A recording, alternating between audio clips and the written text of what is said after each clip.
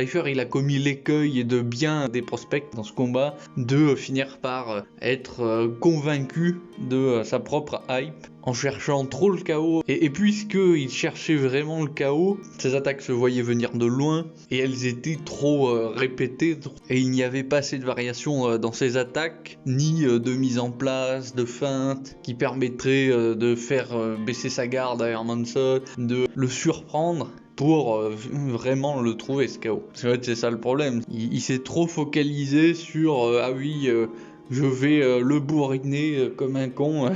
Après certains font dans le catastrophisme à dire ah oui mais il a toujours été mauvais, l'engouement pour lui a été créé totalement artificiellement par l'UFC. Non, il faut pas abuser. Et honnêtement, là où c'est vraiment stupide ce genre de critique, c'est que Pfeiffer, les changements qu'il a à faire, ils sont minimes. Hein. Il faut arrêter dans ce combat. Il aurait changé 2-3 petites choses. Il aurait très bien pu l'emporter, c'est juste que il a vraiment montré un manque d'expérience, mais à 27 ans, il est tout à fait capable de s'améliorer, de changer. Regardez Francis Ngannou, il y a encore pas si longtemps, sa lutte était vraiment médiocre. Et pourtant, il a réussi à revenir et à battre Stipe, alors qu'il était beaucoup plus vieux que Pfeiffer.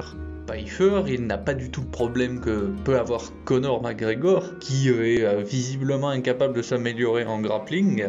Non, Pfeiffer, il a simplement besoin de varier l'intensité de ses attaques, de faire un peu plus de jab de cross que de overhand, et de ne pas aller à 100% d'intensité sur chaque coup, c'est tout.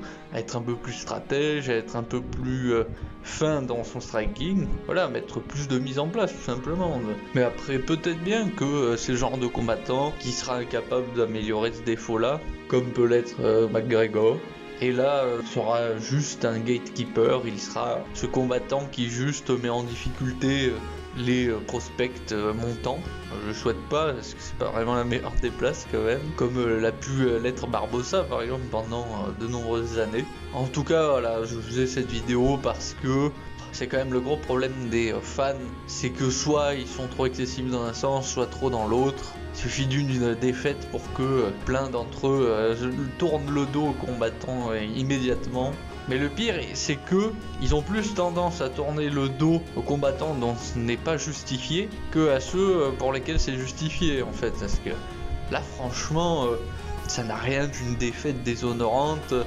Il a rien montré de si catastrophique. Ça va juste être une possibilité pour lui d'améliorer un défaut quand même handicapant, c'est tout. A l'inverse, concernant Hermansson, c'est un combat qui ne l'avance pas à grand chose, dans lequel il n'a rien montré de bien différent de ce qu'il fait d'habitude. Et c'est un combat qui vraiment le solidifie dans son statut de gatekeeper, puisque ça fait quand même maintenant plusieurs combats où il ne gagne qu'au contre des adversaires qui sont en devenir, qui sont encore pas totalement secs derrière les oreilles, à part Dolice qui a rien d'exceptionnel. Enfin voilà, si vous avez aimé cette vidéo, mettez un pouce bleu, abonnez-vous, activez la cloche des notifications, et je vous dis à bientôt pour l'UFC 298.